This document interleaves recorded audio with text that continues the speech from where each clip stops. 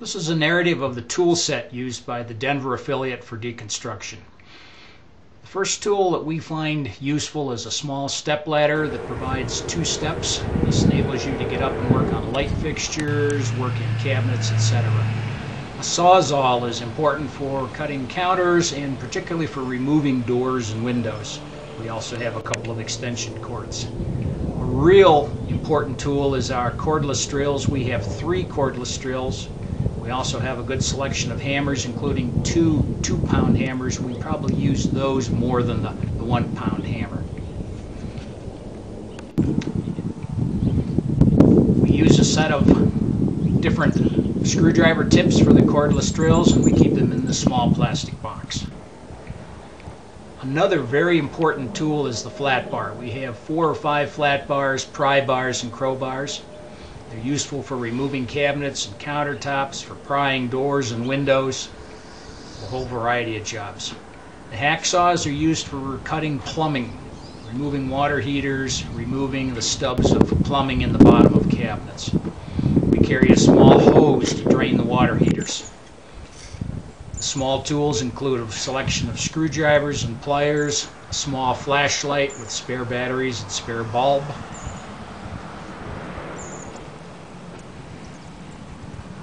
We also have a couple of 1/4-inch nut drivers, which are particularly useful to remove the sheet metal screws in ductwork of your furnace and water heater. A pair of crescent wrenches and a pipe wrench will be needed to remove gas lines at your furnace and water heater.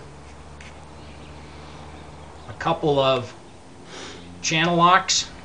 We particularly use the large channel locks to turn off the main gas valve when we enter a house that still may have the gas connected to the public service.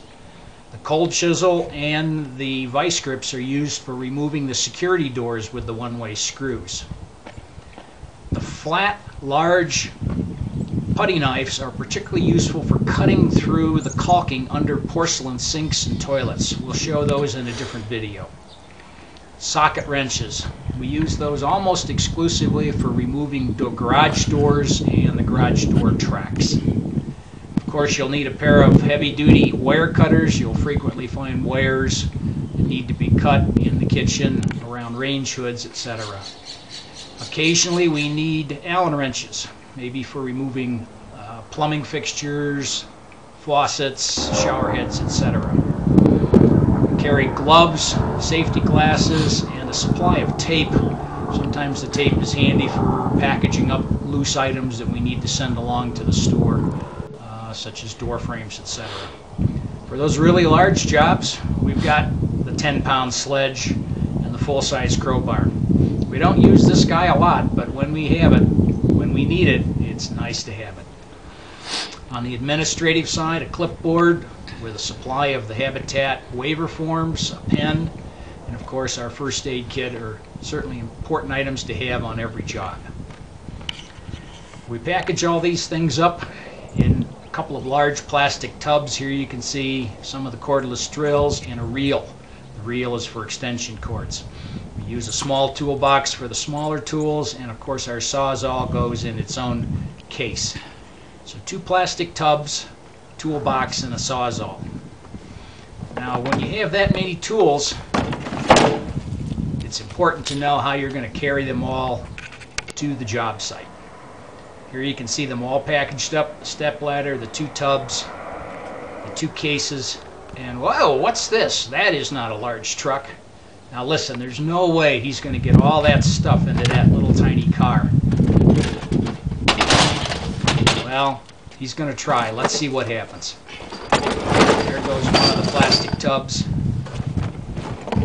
There goes the second tub. My gosh, there's a lot of space in that little car. The Sawzall goes in. Oh, the sledgehammer and the crowbar. By George, I think he got it all in. Now, wait a minute. Where's that step ladder going to go? I guess there just wasn't quite room in the trunk, but look at that. It all fits in that little BMW pickup truck. Well, listen, we hope you've enjoyed this short video that we use to describe the tools and how they're used on our deconstruction jobs. Thanks for watching.